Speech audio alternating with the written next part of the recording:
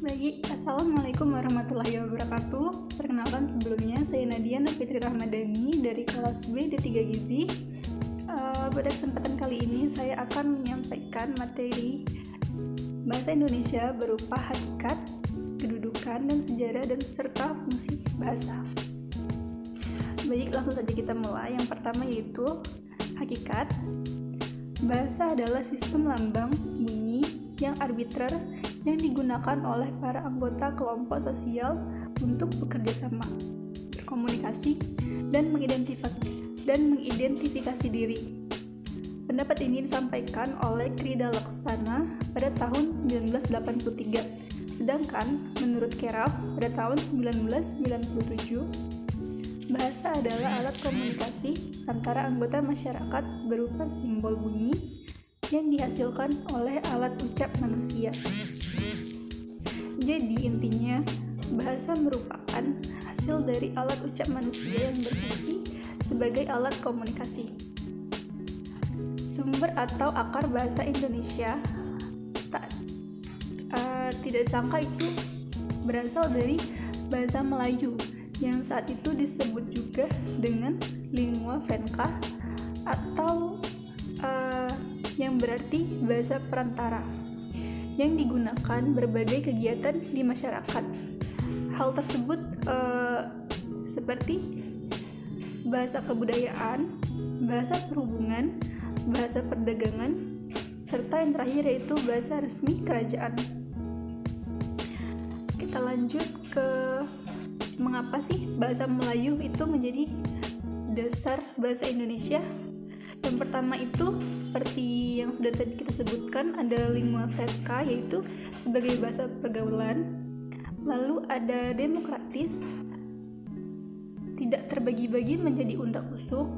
Jadi bahasa Melayu ini tidak seperti bahasa Sunda atau Jawa yang bisa kita ketahui terbagi-bagi lagi menjadi seperti contohnya Sunda halus, Sunda sedang, dan Sunda kasar, maupun bahasa Jawa yang terbagi menjadi Jawa halus, Jawa sedang, dan Jawa kasar.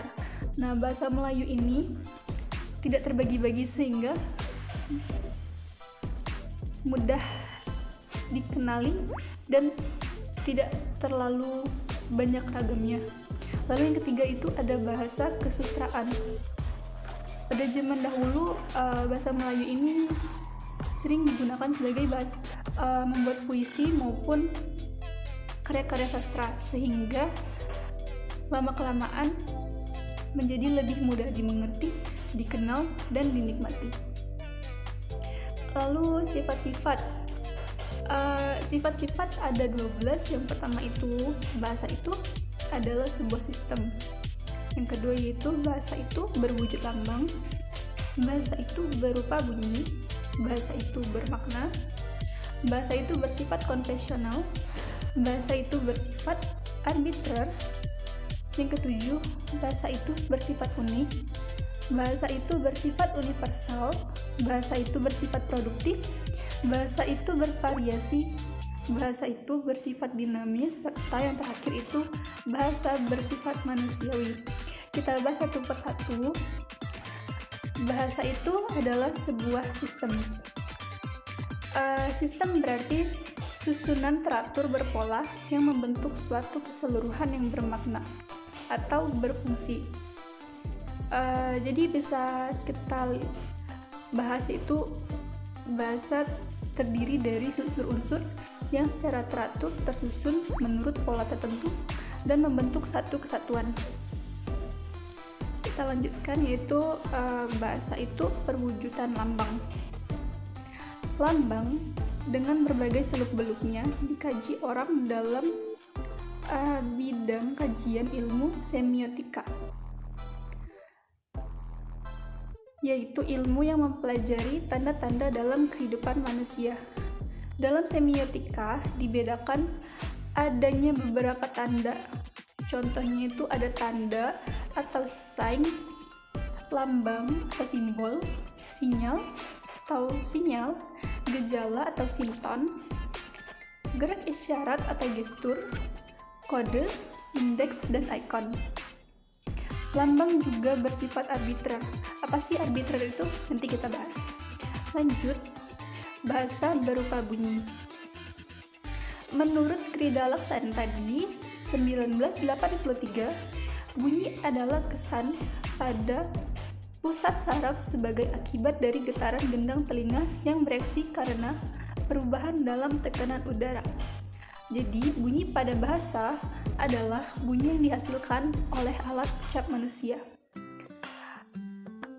Bunyi bahasa adalah bunyi yang dihasilkan oleh alat ucap manusia, tetapi juga tidak semua bunyi yang dihasilkan oleh alat ucap manusia termasuk bunyi bahasa. Lanjut, yaitu bahasa itu bersifat arbitrer. Nih, kita masuk ke dalam arbitrer. Apa sih kan arbitrer itu? Kata arbitrer bisa diartikan sebagai sewenang-wenang, berubah-ubah, tidak tetap, atau mana suka. Yang dimaksud dengan istilah arbitrer itu adalah tidak adanya hubungan wajib antara lambang bahasa yang berwujud bunyi itu dengan konsep atau pengertian yang dimaksud oleh lambang tersebut. Seperti contohnya oleh Ferdinand de Saussure pada tahun 1966 dalam dikotominya membedakan apa yang dimaksud signifian dan signifi. Signifian atau penanda adalah lambang bunyi itu, sedangkan signifi atau petanda adalah lambang yang dikandung signifian. Lanjut, yaitu bahasa itu bersifat bermakna. Salah satu sifat hakiki dari bahasa adalah bahasa itu berwujud lambang. Nah, sebagai lambang, bahasa melambangkan suatu pengertian, suatu konsep, suatu ide, atau suatu pikiran yang ingin disampaikan dalam wujud bunyi itu. Karena bahasa itu bermakna, maka segala ucapan yang tidak mempunyai makna tidak dapat disebut bahasa. Jadi, kata yang tidak jelas itu bukanlah bahasa. Seperti contohnya, ada rumah, garpu, buku. Hal itu terdapat dalam Kamus Besar Bahasa Indonesia dan terdapat maknanya, maka itu dapat dikatakan sebagai bahasa. Sedangkan seperti kata-kata yang tidak jelas, seperti pada contoh PPT di atas, yang tidak bermakna apapun, sehingga dapat dikatakan bahwa kata-kata tersebut bukanlah bahasa. Kita lanjut kepada bahasa yang bersifat konvensional. Meskipun hubungan antara lambang bunyi dengan yang dilambangkannya bersifat arbitrer, tetapi penggunaan lambang tersebut untuk suatu konsep tertentu bersifat konvensional. Artinya, semua anggota masyarakat bahasa itu mematuhi konvensi bahwa lambang tertentu itu digunakan untuk mewakili konsep yang diwakilkannya. Lanjut, yaitu bahasa itu bersifat unik. Bahasa dikatakan bersifat unik, artinya setiap bahasa mempunyai ciri khas sendiri yang tidak dimiliki oleh bahasa lainnya. Ciri khas ini bisa jadi menyangkut sistem bunyi, sistem pembentukan kata, sistem pembentukan kalimat, ataupun sistem-sistem lainnya. Lalu ada bahasa itu yang bersifat produktif. Bahasa bersifat produktif artinya meskipun unsur-unsur bahasa itu terbatas, tetapi dapat dibuat satuan-satuan bahasa yang tidak terbatas, meski secara relatif sesuai dengan sistem yang berlaku dalam bahasa tersebut. Misalnya, kita ambil fonem dari bahasa Indonesia. Ada A, I, K, dan T. Dari 4 fonem tersebut dapat kita hasilkan satuan-satuan bahasa ikat dan dapat dikreativitaskan lagi, diubah menjadi kata-kata lain. Kita lanjut, yaitu bahasa itu bervariasi. Karena latar belakang budaya maupun berbagai status sosial dalam masyarakat, maka menjadikan bahasa yang digunakan menjadi bervariasi. Ada 3 istilah dalam variasi bahasa, yaitu idiolek, dialek, dan kronolog. Kita bahas satu dari idiolek. Pasti idiolek itu? Idiolek adalah ragam bahasa yang bersifat perorangan. Yang kedua yaitu dialek, yaitu adalah variasi bahasa yang digunakan oleh sekelompok anggota masyarakat pada suatu tempat atau suatu waktu. Sedangkan yang terakhir, yang ketiga yaitu kronolog, adalah variasi bahasa yang digunakan dalam situasi tertentu. Kita lanjut ke sifat bahasa yang bersifat dinamis.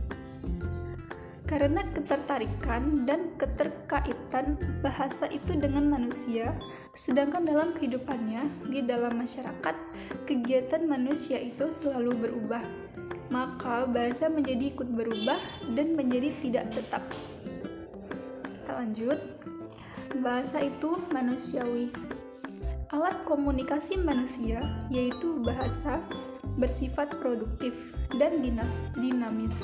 Maka bahasa bersifat manusiawi dalam artian bahasa itu hanya milik manusia dan hanya dapat digunakan oleh manusia, seperti hewan yang tidak dapat berbicara menggunakan bahasa Indonesia, bahasa manusia. Maka bahasa itu benar adanya jika hanya dapat digunakan oleh manusia. Lanjut, yaitu ke fungsi bahasa.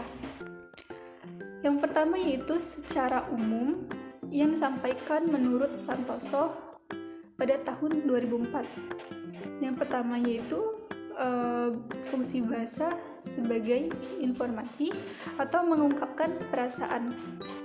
Yang kedua yaitu fungsi bahasa sebagai alat ekspresi diri atau perlakuan terhadap antar anggota masyarakat. Yang ketiga yaitu fungsi bahasa sebagai kontrol sosial atau mengatur tingkah laku. Dan yang terakhir yaitu fungsi bahasa sebagai adaptasi dan integrasi sosial yang berhubungan dengan sosial. Lalu ada fungsi bahasa sebagai bahasa persatuan. Yang pertama yaitu bahasa sebagai lambang kebanggaan kebangsaan. Yang kedua yaitu lambang identitas nasional. Yang ketiga sebagai alat perhubungan. Dan yang terakhir yaitu alat pemersatu bangsa. Kemudian Undang-Undang Bahasa.